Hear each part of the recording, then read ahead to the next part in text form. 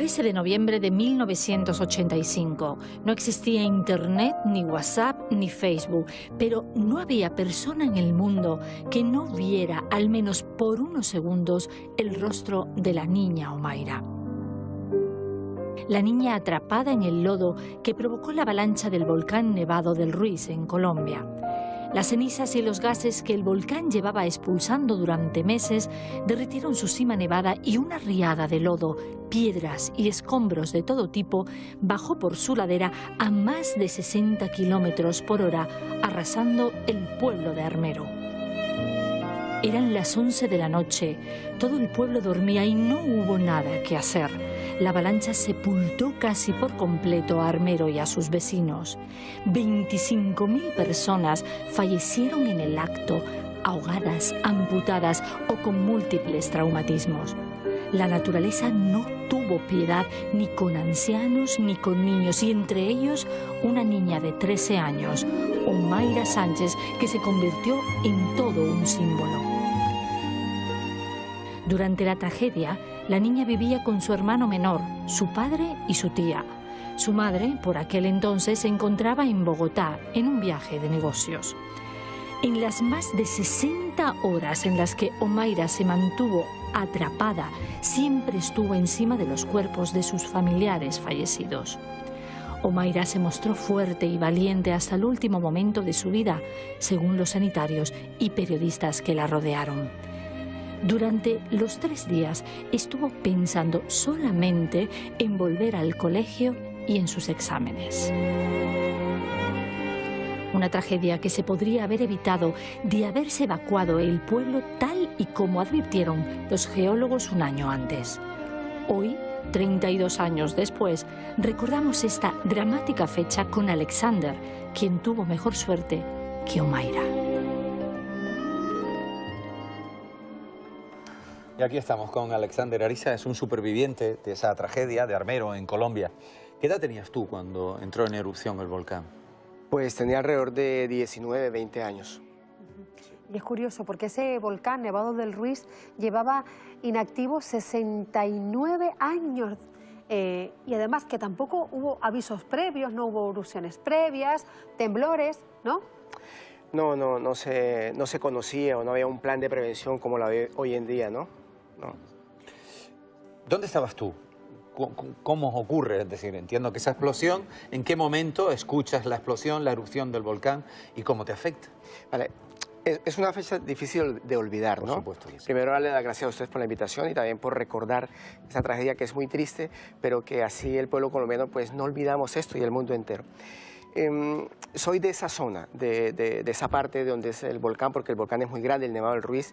Y, claro, había muchos poblados alrededor y tú eres exacto, de uno de ellos. De uno de ellos, sí. Entonces, el problema es que el volcán tiene alrededor de 5.000 metros de altura. Nacen varios ríos allí. Uno de esos ríos atravesaba y atraviesa hoy en día lo que queda de Armero, que ya no queda nada, que es el río Lagunilla. Ese río ha hecho durante muchos años un canal.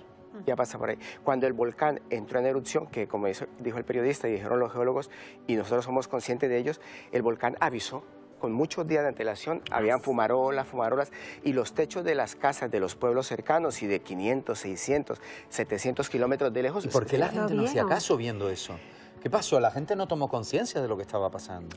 Pues, ¿O era algo que pasaba muchas veces? No pasaba muchas veces. Ya la gente de Armero prácticamente no dormía. Tenía miedo porque se pensaban que podía venir algo grave.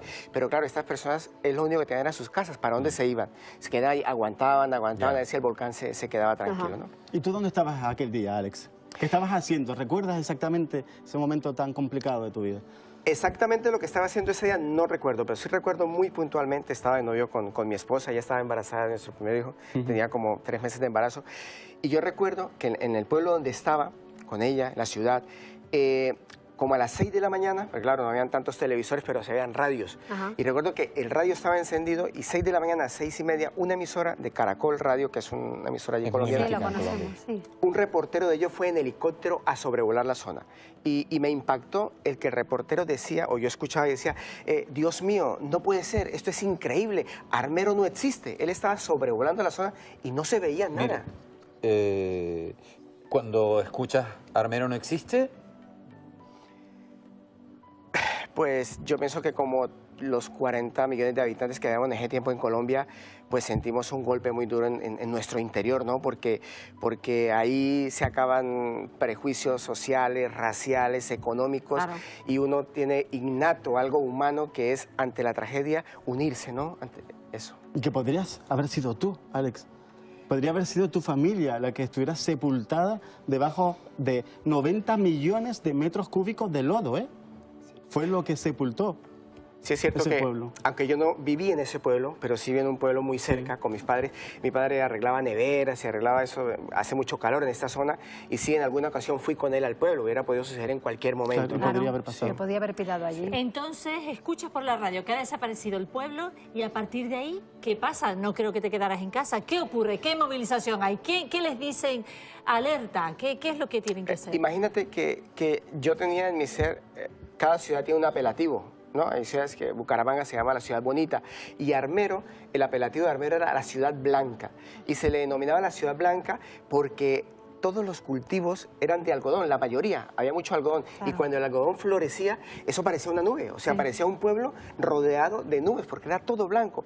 Entonces era un pueblo y ciudad, porque eran más de 30.000 habitantes, muy bonito.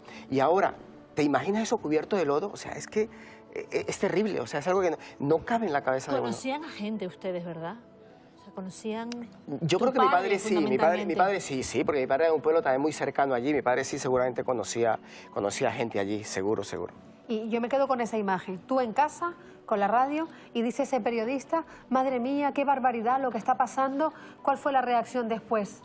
Pues las reacciones, había miembros de la tuya y familia la de todo el que pueblo. los que no habíamos escuchado, pues decirle, mira lo que pasó en Armero, mira lo que pasó en Armero, mira lo que pasó. Y se empezó a regar eso boca a boca, porque lo que decía el periodista, no había ni WhatsApp ni muchos teléfonos. Teléfonos fijos habían en ciertas casas.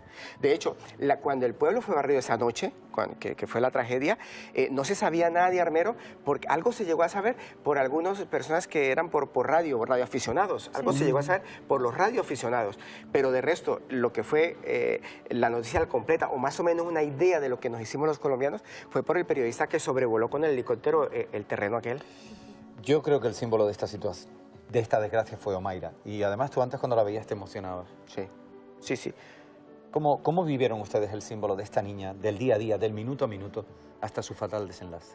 Pues han pasado 32 años y la verdad que la recuerdo con mucho cariño a esta niña, la recuerdo con mucho cariño porque eso sí, la televisión se encargó de estar todos los días allí, y también hubo mucha ayuda humanitaria del extranjero, vinieron de Estados Unidos, recuerdo, de Italia, vinieron equipos para intentar salvarla, y todos estábamos pendientes y teníamos como dentro de sí la esperanza de que ella se iba a salvar, de que los equipos de los que estaban allí podían cortar los hierros, el hormigón, y podían sacarla. Estábamos ansiosos de verla salir de allí. Sí. Sufríamos porque, las imágenes hablan solas, el agua le llegaba aquí, estaba cogida trincada de la De cintura. cintura para abajo. Fue una situación, por desgracia, al decirlo así es muy duro, pero fue una situación de una muerte anunciada, Sí. de estar todos pendientes de ese símbolo y sin embargo no llegó. Bueno, y el día que anunciaron que la niña murió, pues murió en los brazos de un periodista, no sé, de alguien murió en los brazos de ella. Eso fue terrible. Yo que he tenido la oportunidad de vivir en El Hierro, donde precisamente vives tú mucho tiempo, nosotros, ¿tú te acuerdas que vivimos en primera persona esa erupción submarina, ese volcán del Hierro?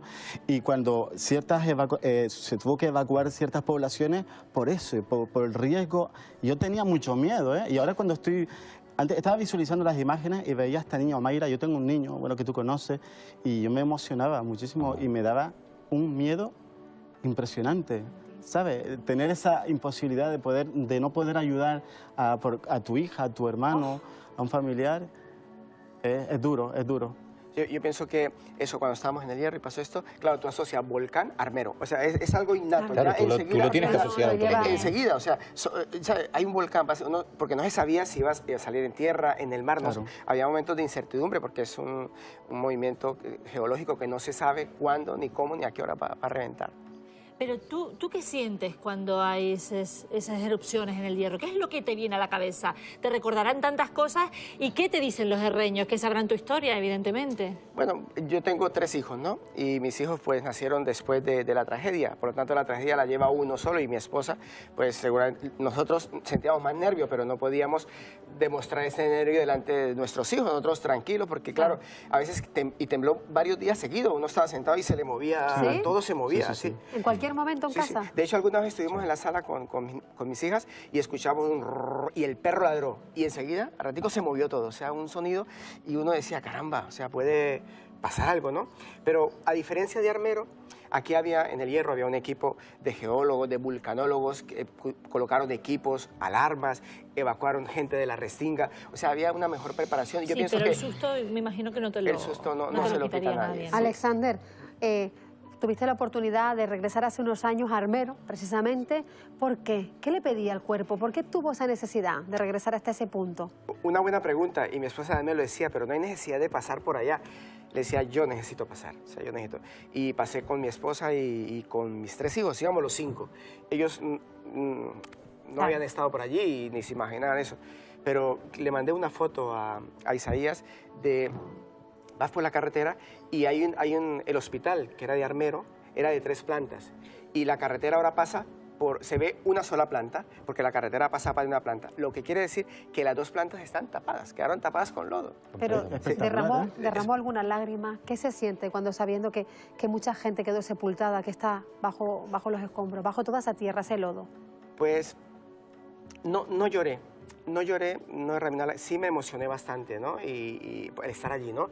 Y ver, ahora quedaron personas, familiares de aquellas personas que murieron, que están allí y te sirven como guía, pero es una ruta tétrica, o sea, hacerla, ¿no? Se ha convertido en camposanto. Claro, porque te van a decir, mira, ser. la casa de fulano, de Pablito, pues quedaba cerca a la iglesia, y de la iglesia se ve el campanario y todo enterrado, y era como por aquí, creo que por aquí era, Lo que implica eso es que al final queda como un símbolo del dolor. Por desgracia es así. Alexander, muchísimas gracias por estar hoy aquí. Gracias por traernos este testimonio en primera persona de alguien que estuvo tan cerca, por desgracia. Pues eso, de algo que no tenía que haber ocurrido, a lo mejor si se hubieran tomado medidas, pero que ocurrió. Muchas gracias por estar hoy aquí. También darte las gracias a todos y decirte que esa tragedia, con ese dolor que lo viví, que lo tenía acá, hoy en día lo he cambiado por una esperanza. Tengo esperanza en mi corazón, una esperanza que confío que leyendo en la Biblia me dice que va a haber resurrección y espero que todas estas personas resuciten. Todo sería maravilloso y ojalá que sea así. Ojalá esa que es la sea opción así. del Gracias, camino. Alexander. Verán, nosotros tenemos un caso que llevamos siguiendo desde hace mucho tiempo. Joenay, ya lo saben ustedes, un padre que ha luchado por recuperar a su hijo. Parece ser que ya se ha determinado que el martes vaya a buscar a su hijo y allí lo encuentre. Pero nosotros hemos estado esta mañana acompañándolo a la escolarización de su niño porque va a volver a casa. Hemos acompañado a la abuela también, hemos estado con la familia y ahora también tenemos que contarles que en Canarias, en La Palma, sigue lloviendo. Vamos a conocer toda la meteorología del archipiélago canario al instante y eso será tan solo en unos minutitos aquí en Buenas Tardes Canarias.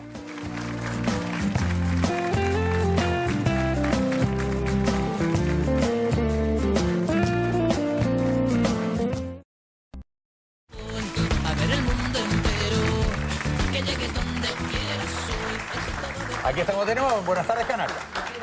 Sí, aquí seguimos y vamos nosotros ahora a conocer un poquito mejor